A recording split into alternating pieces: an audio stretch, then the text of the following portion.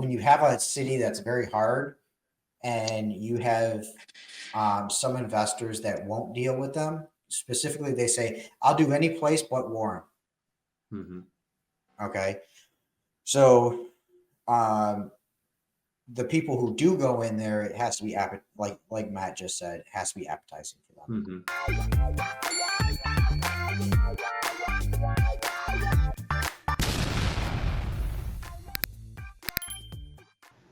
So, Andrew, you want to go ahead? Yeah. I'll go with one here I was looking at, and a few in Redford, so I'll go with this one. It's 13469 Marion, Marion. Yeah, first one there. And it looks like it's could definitely use a renovation. Is this it here? Looks like it. Yep. Yeah. Okay.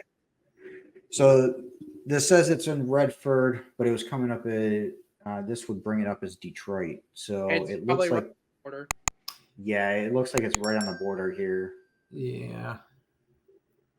Pretty sure this one's Redford technically. Yeah, technically it is, but when it's really close. So what's interesting about this is Telegraph here. Mm-hmm. Okay. Let me. I can't see what you're referencing, Randy. I'm cutting you off. I'm just Telegraph is where? Because that's Brightmoor. So, that's not Redford. So this side is Redford. Mm-hmm. The other side of Telegraph is Brightmoor area. Okay. Is Brightmoor a subdivision of Detroit? Correct. Because I know Redford is a little goofy. I think if you draw a line to the right of Telegraph, just for maybe a half a mile there, I think Outer Drive might be the separator. But that. Oh, I thought Telegraph was the cutoff of Detroit, and Redford kind of Detroit, and I always thought that Telegraph was the cutoff, and then on the other side is Livonia or Westland. Yeah, see how it is South Redford part. There's this bump out, you can see it, and it's not much, but it does go. I live right in this area here, South Redford, so that's why I know. But okay, yeah. So you're right. Mainly Telegraph is the divider, but yeah, there's a little. So there's a little bump here. There's your subject property is right in this area right here. Mm-hmm. Okay. Yeah. So it's still Redford, but for some reason, mailing addresses like to call it a little bit into Detroit. So I don't know why, especially with the township part, the Redford Charter Township. Mm-hmm. You know, it's like Royal Oak Town. You call it Royal Oak Township in but the mailing address will be Ferndale. Mm-hmm. Well, it's actually not Ferndale; it's Royal Oak Township. But it's the same zip code. So, that's where things get confused. So this is where like I said, this Redford is a part of Detroit. Correct. Yeah. No, Redford's not a part of Detroit. So Redford's a suburb of Detroit. Oh, well, I thought that only Highland Park and Hamtramck were distinguishable from Detroit. I thought Redford was Detroit. It's just called Redford. No, Redford is like, think of it like, how Ferndale is to Detroit. I thought it was within the city limits. What's that? I thought Redford was within the city limits of Detroit, and it's a part of Detroit. It's called Redford. It is a suburb. There's a distinction, but it's still a part of Detroit. It's like Granada Hills, Los Angeles. It's still Los Angeles, but nobody calls it it's called Granada Hills. Yeah, no, because it's actually Redford is between Livonia and Detroit. So okay, could be wrong. Right on. So it shows it right here. I don't know if you can see it well. I know you're probably on your phone, so I am. I don't have my laptop available. I'm in my car right now, y'all. Sorry. Yeah, so right next there's Redford Charter Township. Then you got Redford next to it, and then you got like Redford proper or whatever, and then you got Livonia. Pardon the interruption. Okay. No, you're all good. I encourage this, so by all means. So we have this sold for $196, and that's on the same block as the subject property. Okay. Mm-hmm. So we got 165 and 153, 125. So tell me what you think the ARV is. I had it at 165. At 165? Yeah. Based on what I'm seeing, where there's a little bit here, I think 165 is the medium. Mm-hmm. Okay. So now I could go deeper in and do the price per square foot and do all that. Let's see here. Do the price per square foot and do all of that, but I think we can agree that it's right around 165. Mm-hmm. What do you think it needs in work? Yeah. Well, generally speaking, it's a good house. It's kind of checks the boxes: 3-bedroom, 2-bath, basement, garage. It looks horrendous, but a lot of cosmetic from what I see. You know, a new coat of paint, some flooring. Kitchen is decent actually. Basement could just use an overall refresh. You know, some light scrubbing, I would say. And I had it at $25K for repair cost. Okay. Yeah. So I had that investor would pay around 90 for it. Okay. So let's do this here. So, And you said how much? You said 25 grand? 25 in repair, yeah. Okay. I said to try to get a contract for 80. That's almost half of what is at least the list price or whatnot on Zillow, but okay. It's interesting colors that they chose for the porch there. in the bedroom too is like a nightmare. In one of those rooms, you can see. This was a smoker house, by the way. Yeah, all that crap in there. That one bedroom that you're coming up on right there. Oh wow, yeah. No. That's a kid's bedroom. Yeah. But this is a interesting. Finished basement, but yeah. I would rip all that stuff out. Yeah. And those I just rip it out, spray the ceiling, spray the walls, and paint the floor. Not make it anything fancy down there, but yeah. Okay, so as far as what I think it would be, let's go back. See 1044. Yep, that's right. And Rehab calculator.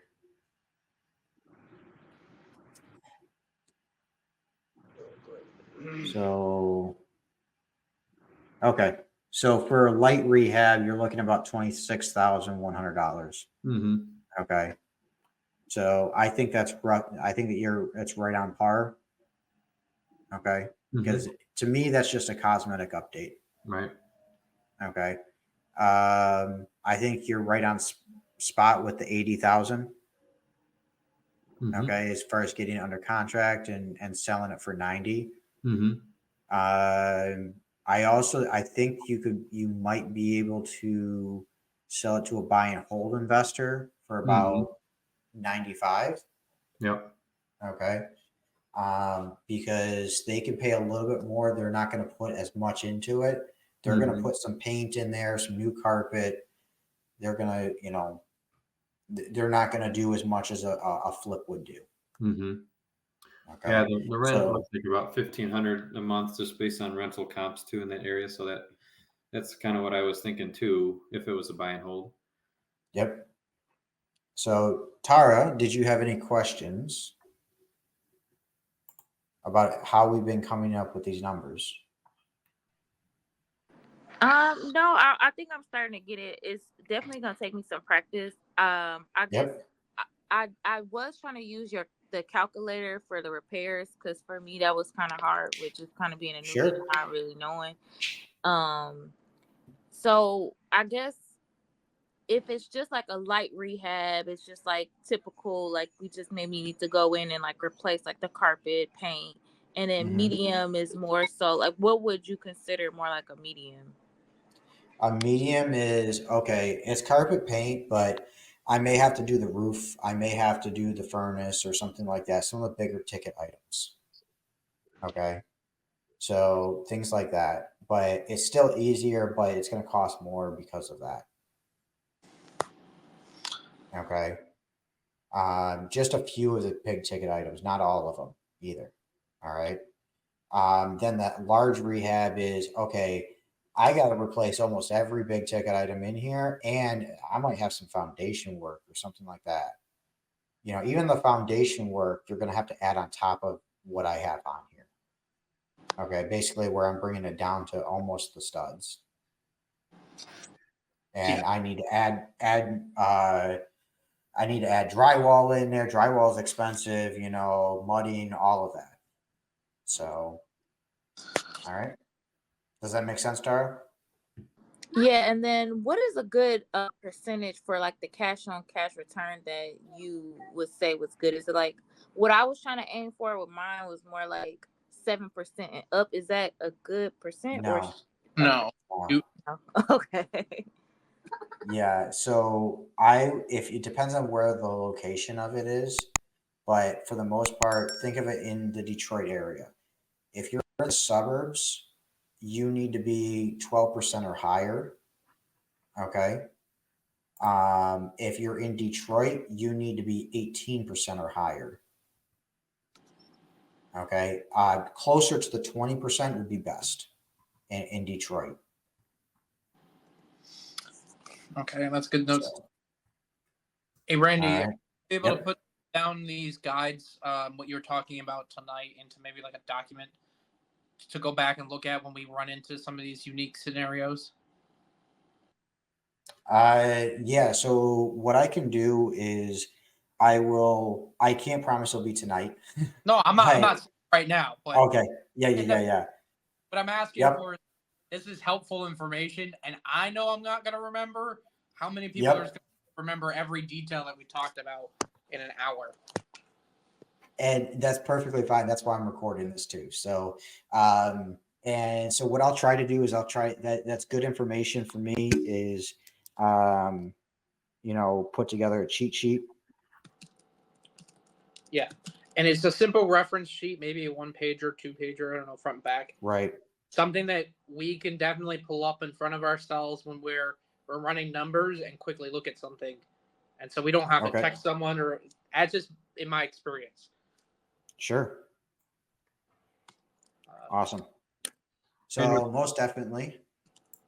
Quick question for you. And then, on your 12 and your 18%, 18 for Detroit higher, obviously, just because of I guess, what is your thought process behind? So the reason is Detroit, they don't go for appreciation. You don't get appreciation in Detroit. Okay. You're going for the rental income and cash flow. Yeah. Okay. In the suburbs, you're going to at least get some appreciation. Okay. Now, there is a caveat to that, and it's called South Warren.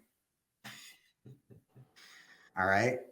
Now, some people say South Warren is 9 Mile and below, and some other investors say it's below 696 or below 10 Mile. Yeah. Yeah. So everyone's different on where they are. I look at the comps, and for me, South Warren is below 9 Mile, but I also have to recognize that South Warren could also be below 11 Mile. Okay, 11 Mile is 696, basically. That area, South Warren, is not appreciating like other suburbs might. Correct. So you need the higher cash on cash return, as well as the city of Warren is very hard to deal with rentals. Okay. So it's got to be extremely appetizing as it relates to price point. Yep. So when you have a city that's very hard, and you have some investors that won't deal with them, specifically they say, I'll do any place but Warren. Mm-hmm. Okay. So the people who do go in there, it has to be like Matt just said, it has to be appetizing for them. Mm-hmm. Okay. I don't want The to the more upside they have and the less risk financially, they're gonna go for it. Mm-hmm. Just think of it this way: it's like if I can get a hell of a steal and still make a fuck ton of money while I'm turning around and making it work for me, then they're gonna go for it. Mm-hmm. Yep. Now the owners there think that their stuff appreciated like crap, but it didn't. Well, that's every And homeowner. exactly. So you have to take things with a grain of salt, but for the most part, it's only good to what somebody will pay for it. Mm-hmm. So I don't want to get too much on a tangent here, but that's fine. So Warren is a no-go, or at least very difficult when it comes to rentals.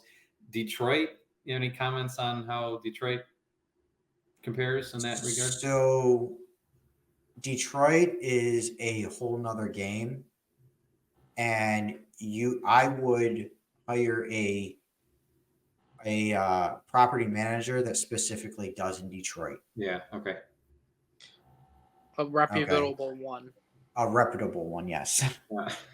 There is somebody who has a some, track record. Some at least a 7+ year track record. Okay. Yeah. In my opinion, that's my opinion. Yep. Good information. So, yep. So with that being said, I know I say that a lot. Sorry about that, but I'm working on myself. I am. Aren't we all? Sir? So you're doing fantastic, by the way. Yeah. Thank you. I appreciate it. Now, one thing that if I send you any of these documents that's on Google Sheets, what I'm trying to do, you can actually go through here, go to File, Download, and you can download as an Excel spreadsheet. Okay. So, and if you do that, now you can save one. Like what I would do is when you calculate one property, save it as a new file. Now you can calculate a new one and you still have what your thoughts were prior. So like, for instance, if you have, like I put an offer on this property, here's how I calculated it. Here's the renovation costs. Now I'm putting everything in a folder for just that property. That way, when I follow up with them, they may not be ready to sell right now, but when I follow up with them, I can look at this as a reference.